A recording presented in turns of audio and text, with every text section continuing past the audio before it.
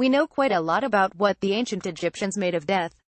Their opinions regarding life, however, often seem more elusive. This could have posed something of a problem for Assassin's Creed, although my first thought of this series is always of death dropping down from on high as darkness suddenly swirls and engulfs. My second, more considered memory, is generally one of life, mad, rickety, often hilarious life. The teeming, thronging cities of civilization, messy history wobbling forth in the form of crowds, of bystanders, of onlookers, of thieves and killers and victims. This life is sometimes buggy and precarious in Assassin's Creed. You can sometimes have no face, just a grin and some floating eyeballs, and yet you can still be alive, but there's always something of a cheerful miracle to it. These games bustle. They bustle with life. Developer Ubisoft, publisher Ubisoft, format reviewed on PS4, availability out October 27th on Xbox One, PC and PS4. Perhaps this explains why the developers have been so canny with the dates as they take the series back into the ancient world. There's a moment early on in Origins where Bayek, the new hero, comes across some hieroglyphs. Hieroglyphs are an easy shorthand for antiquity when dropped into the 21st century. The interesting thing here is that they're a shorthand for antiquity to Bayek, too. He has to work a bit to remember how to read them. This, then, is Egypt as it was a mere 50 years before the birth of Christ. The rulers are of Greek lineage now. The pyramids, they're already unfathomably old, limestone facades pockmarked and crumbling away in the corners, good for parkour but also a bit tatty and knackered. The huge statues of pharaohs that we see in museums these days, often missing an arm or a leg, are often already missing an arm and a leg here too.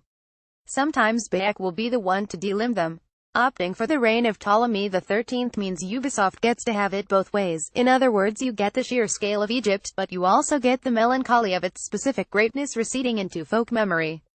You get the violence and confusion as a declining empire finds itself squeezed between powerful international players. You also get some rather timely stuff on the way. A nation in decline will debase itself in bitterness and xenophobia, and you get tart sibling rivalry for the big chair, a brother and sister fighting it out in private and in public. Oh yes, and in the streets you get people worn down and sometimes driven towards darkness by the sheer weight of political, economic, and cultural uncertainty. You get moderns, in other words, and we already know intimately how moderns feel about life. Egypt does an awful lot for Origins. It gives the game a charming new lead in the form of Bayek, for starters. Bayek's a fiercely capable Medjay, a proud pharaonic militia, I gather, which means Bayek operates a bit like a sheriff and a bit like a general problem solver for the community. Early on in proceedings, Bayek set on the path to vengeance when events in his hometown leave him tracking down and killing a group of masked cultists who have dispersed across the land. It's grim stuff, but with Bayek as the lead, the game is able to walk a neat line between bloodletting and something a bit more, cheerful. He is driven by death, but he cannot entirely set aside his love of life. His wife Aya is even better, incidentally, a full-blown secret agent with mysterious alliances. As good as Bayek is, it's a shame she's not the lead. I played most of the game on a PS4 Pro and it was fine. Heading back to a standard PS4, it seemed a little more framey at times. More importantly, Egypt also gives Bayek a brilliant new playground in which to hunt his targets and unravel his conspiracies. It's a reminder that, as the Assassin's games have crept closer to the present day, they have also grown increasingly fiddly. Before playing Origins I stepped back into Syndicate a little, and I was surprised at how messy it could be navigating those narrow lanes and how dull it got scampering up the bland brick faces of all those townhouses. Egypt is a return to the kind of landscape that gave the series its brilliantly streamlined parkour in the first place, the kind of landscape where this stuff makes sense. So parkour's back to a on-a-button affair here, and all the better for it, and it's a pleasure to watch Bayek move through the game, scrambling over simple shacks and climbing rickety lookout towers, sneaking through reeds and wheat fields, scaling the sheer sun-bleached walls of the giant temples that give a focal point to all but the smallest of villages, and perching on top of giant statuary, the body of a man, the head of a jackal. Perhaps Anubis. Egypt has scale. The map by the end of the game is still dauntingly vast, but crucially it also has range. It has mountains and canyons where bandits have made their hideouts. It has cities, like Alexandria and Memphis, where broad bridges cross canals and the wonders of the world might lurk in the next open square. At times, Origins' urban sprawls can feel a bit too close to the ground-hugging settlements of the first Assassin's Holy Land, or even the Renaissance cities of the series' most successful outings, but then, in the middle act, Bayek arrives at Giza and the Egypt of the properly ancient ancients reasserts itself in ways that are far too good to spoil here. This Egyptian tale is not the only story being told, however. Syndicate arrived in 2015 and then, for once, there was no big-budget Assassin's game released the following year. Origin is the result of a 4-year development, and it's also unmistakably the series' response to a player base that had started to grow weary of the kind of incremental changes that an annual release cycle imposed and of the silt of ritual and outdated design that had inevitably accrued. In a way, Assassins was a bit like Ptolemaic Egypt, I guess, tired out and tethered to past glories, and encircled by powerful new rivals. I doubt Ubisoft invited this comparison on purpose. Origins has a handful of responses to all this. Firstly, it's completely overhauled the combat system, ditching the kludgy old scrums that relied on heavily repeated animations and that favored counters above all else, for a hitbox system that gives you a sword and a shield and a dodge and a parry. It makes for far more organic and engaging combat, as you dart about enemies slicing away with a light, quick attack and a heavier defense breaker, and it encourages you to use more of the space around you as you move in and out of a fight, prioritizing between a handful of enemy types who each pose their own threats. Origins ships with an in-game shop, which offers stuff like add-on packs and individual bits of gear, but also includes a suite of time savers. These range from lumps of drachma, the in-game currency, to ability points but not actual levels, crafting materials, and maps to the game's various secrets. All of this is paid for by Helix credits, which you'll generally need to pay for with real-world money, although that part of the shop is not yet activated. What of loot boxes in the game itself? A merchant known as the Nomad moves around the map and sells something called a Helix chest. Helix chests contain a single randomized weapon or shield, and they cost 3,000 drachma by the looks of it. They do today at least, and I just bought 2 of them. A compass bar replaces the game's mini-map. Combat's further enlivened by a fully fledged loot system, which sees enemies dropping new kinds of weapons and shields for you to pick through. This means you can swap out a breezy sickle sword for a heavy mace that is slow but devastating, or twin blades that look a bit like the tools a plasterer uses but allow you to carve enemies up with a flurry of kick bursts if you can get close enough. Bows are similarly varied. I had one that worked a bit like a semi-automatic, and another that fired 5 arrows at once in a shotgun-style spread. All loot has its own stats, and the better pieces will have unique traits too. I got through a lot of the game with a sickle that had an increased chance of critical hits and also encouraged bleeding. I swapped it briefly for a cursed blade that did amazing damage, but took out 2 of the 3 chunks of my recharging health, so that one had to go. Loot can be bought and sold or broken down to scrap, and you can also pay at a blacksmith to have it improved, at which point it gets a stat boost. It's all very nicely done, but it does serve as a reminder that Assassins is getting further away from stealth as it ages, and is now far more comfortable with open confrontation. Sneaking is still supported, of course, and there are some areas in which you'll want to move slowly and carefully and avoid being seen, but fostering proper stealth in a game's design is a bit like trying to grow your own coriander. You don't just whack things in place and give them the opportunity to flourish, you have to go out of your way to encourage them, to nurture them. Stuff like Origin's new adrenaline system, which sees you building up a meter through the laying on of damage before you can unleash weapon-specific specials, suggests that the series has embraced a different kind of pleasure to the rarefied and guilty joy offered by tracking someone for 10 minutes and then offing them with an audacious leap from the rooftops at the exact moment that nobody is looking. While Origin's combat is very enjoyable, it may struggle to stand out from the crowd.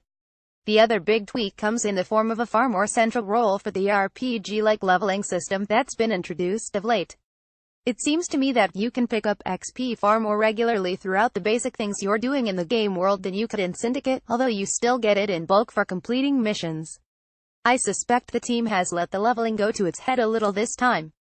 All Assassin's games have grind, but this is the grindiest one I can remember, as Bayek vacuums up side quests in order to meet the ever-advancing level criteria for the big story missions.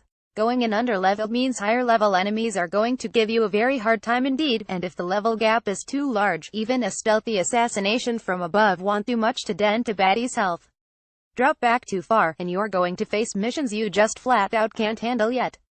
On the plus side, this XP flows into a skill tree with 3 branches divided across warrior, hunter and seer disciplines and filled with brilliant stuff like sleep darts, the ability to tame predator animals, and a neat ability that allows you to turn corpses into plague bombs. It also means that even the most focused player is going to see more of the game's ranges. They're driven away from the main campaign to level up. The problem, though, is that when it comes to side quests the game doesn't actually have much range to speak of. Egypt lends a hand to a certain extent, of course, with stories of poisoned crocodile gods and dodgy embalmers, but Assassin's designers only have a handful of different mechanics to shuffle through. There are investigation sequences where you take in a scene and click on nearby icons until Bayek solved the mystery. There are hunting sequences in which absolutely nobody's going to be truly happy until someone's been given a heron's feather or a set number of alligator's ears. There are camps to be looted, and occasionally someone to be escorted, and many missions then end with an assassination or a huge fight. Repeat. The narrative is a little too brutal at times. It's meant to be poignant, but it feels blunt and clumsy.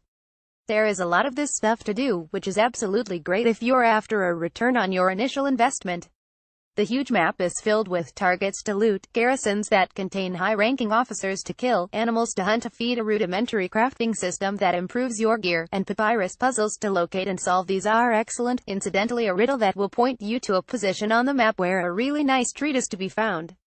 But all these things quickly grow rather samey, and even the most wayward of players will find that enforced leveling interruptions break the flow of the main campaign.